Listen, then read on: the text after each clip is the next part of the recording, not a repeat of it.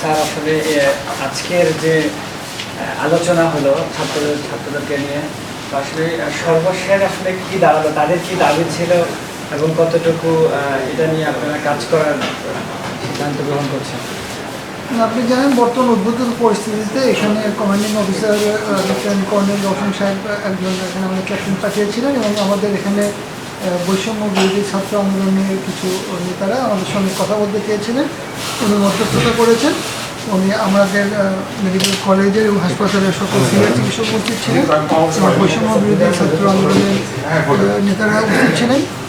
মাঝখানে army officer হিসেবে captain Shamim ছিলেন।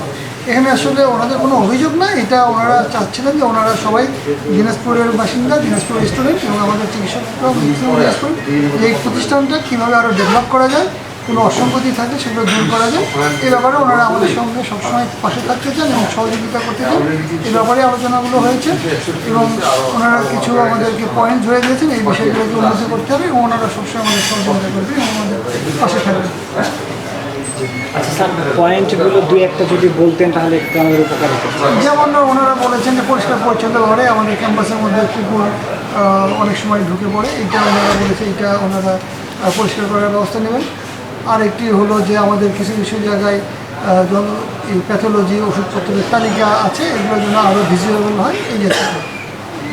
স্যারের একটু তথ্য দেবেন, আসলে আপনার নাম কি, কাজ করছেন দিনাজপুরে? আমি ডাক্তার এটিএম নুরজামান, আমি পরিচালক অত্র হাসপাতাল। আচ্ছা, ঠিক আছে, ধন্যবাদ।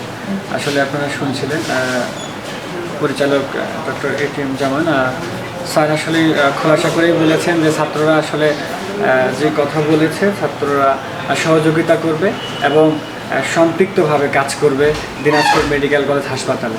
দিনাজপুর থেকে Hafizur Rahman, thanks all news.